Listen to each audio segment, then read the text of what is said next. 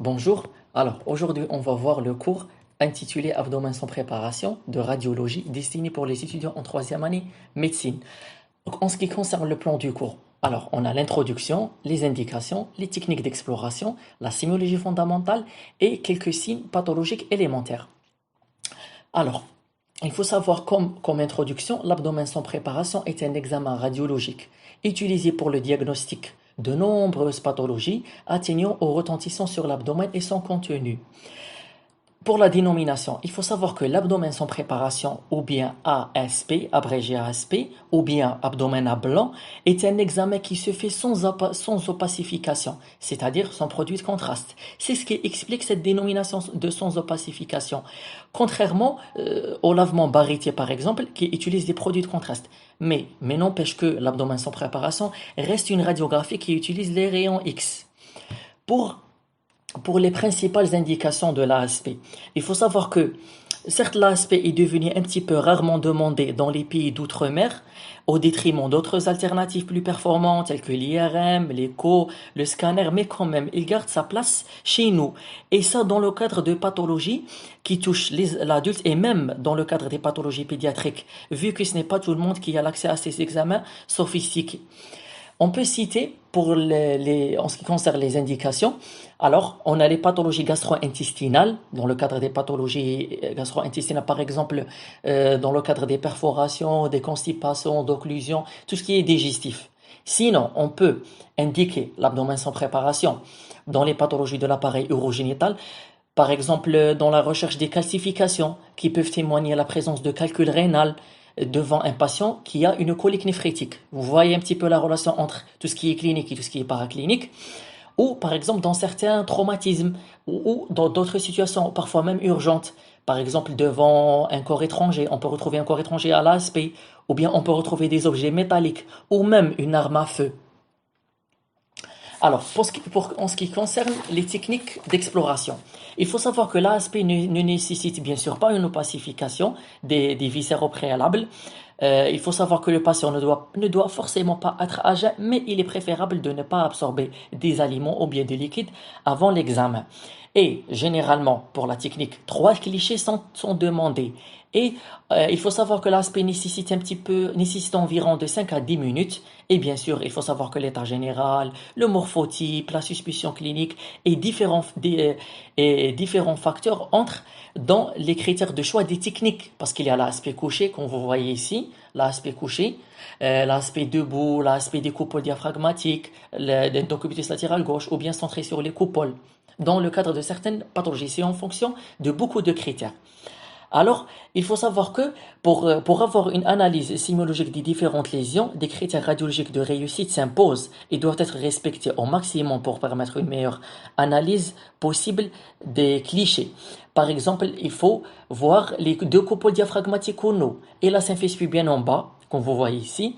Il faut avoir une pénétration suffisante pour voir les différentes projections des organes. C'est ça. Par exemple, il faut voir la rate, le foie, le psoas, le rein.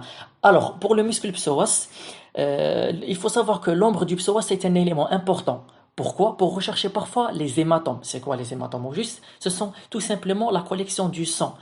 Par exemple, devant une cruralgie, sur le plan clinique. Vous voyez la relation entre la clinique et le paraclinique. C'est ça le plus important. C'est ça le message à passer du cours. Par exemple, devant des cruralgies, qu'est-ce que c'est cruralgie? C'est les douleurs du nerf fémoral, du nerf crural.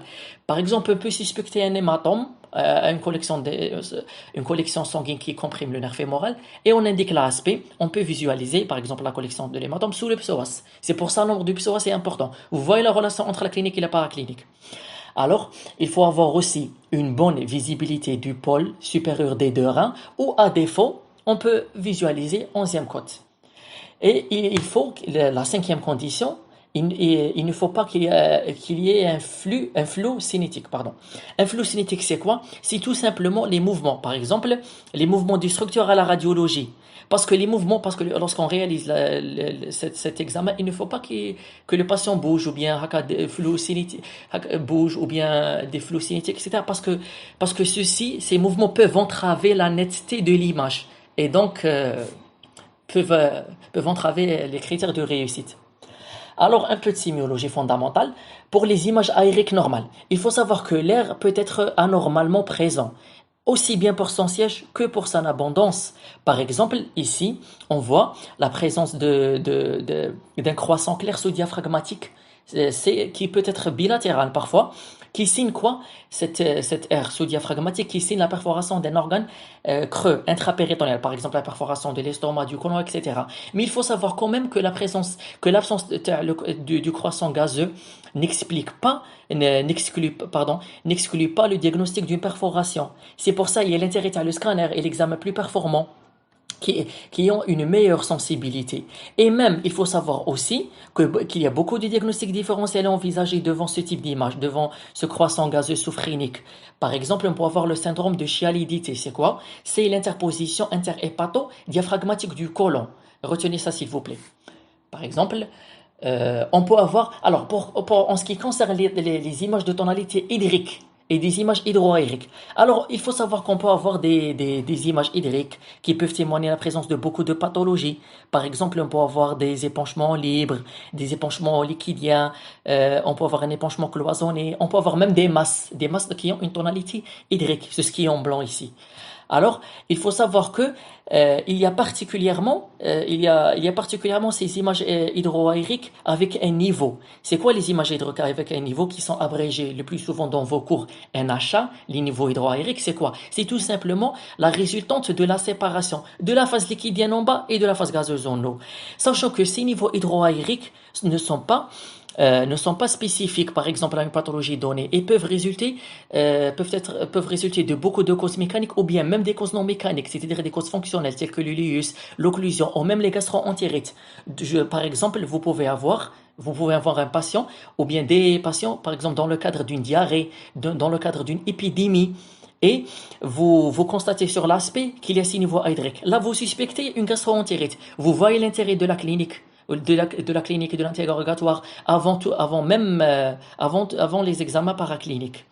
Et il faut savoir particulièrement, en ce qui concerne ces niveaux hydroaériques, alors la distinction entre les anses du grêle et le côlon distendu, elle est fondamentale, elle est indispensable. Cette distinction entre les niveaux hydroaériques, gréliques et coliques, elle repose sur pas mal de critères, le siège, le nombre, etc. et même l'aspect à les niveaux. Par exemple, les niveaux hydroaériques coliques. Les niveaux hydroaériques coliques, sur l'aspect qu'on vous voyez ici sur l'image, sont plus hautes que larges. Sont plus hauts que larges. Vous allez me dire pourquoi? Parce qu'il faut savoir que le côlon, sur le plan anatomique, parce que tout repose sur l'anatomie et l'histologie. Sur le plan anatomique, le côlon, il a une disposition en M. Vous allez me dire non, ce n'est pas, il y a le côlon transverse et tout. Mais bon, ce n'est pas vraiment exact à 100%, mais vous pouvez imaginer ou la garder en tête que le côlon a une disposition en M. Le côlon transverse, il est un petit peu incliné vers le bas. Ces niveaux hydroaériques coliques sont peu nombreuses, réparties en cadre périphérique de l'abdomen, c'est normal l'anatomie, c'est-à-dire au siège du segment dilaté, et en même temps, donc, ils possèdent des plissements coliques. C'est quoi ces plissements coliques? C'est tout simplement les valvules coliques qui ne traversent pas tout le diamètre. En ce qui concerne les niveaux hydroaériques gréliques, ce sont des niveaux qui sont plus larges que hauts, ce sont des niveaux qui sont nombreux et en même temps ce sont des niveaux qui sont répartis selon un axe qui est soit oblique en bas ou bien à droite au sein d'un segment digestif ayant un plissement qui traverse tout le diamètre. Je ne sais pas si votre histologie est fraîche, mais bon, il y a ces valvules connivantes qui traversent tout le diamètre, qui réalisent des fins incisures allant d'un bord à un autre. Et bien sûr, c'est central parce que le grêle, il est central, pas l'anatomie. En dernier lieu, on va voir les calcifications. Il faut savoir que les calcifications, ce sont des images de tonalité calcique, bien sûr, qui peuvent être de forme, de taille, et même de topographie variable, et ce qui permet d'évoquer. Par exemple, vous voyez ici les calcifications biliaires dans le cadre d'une lithiase biliaire, ou bien les calcifications pancréatiques. Il faut savoir que les calcifications pancréatiques sur un aspect est très en faveur, c'est presque quasi pathognomonique de la pancréatite chronique. Et ça, c'est à retenir, s'il vous plaît. Ou bien, par exemple, on peut avoir des calcifications prostatiques qui peuvent être retrouvées, par exemple, chez les hommes âgés, dues à une hyperplasie prostatique, ou bien dans certains types de cancers prostatiques, par exemple. Et je vous remercie.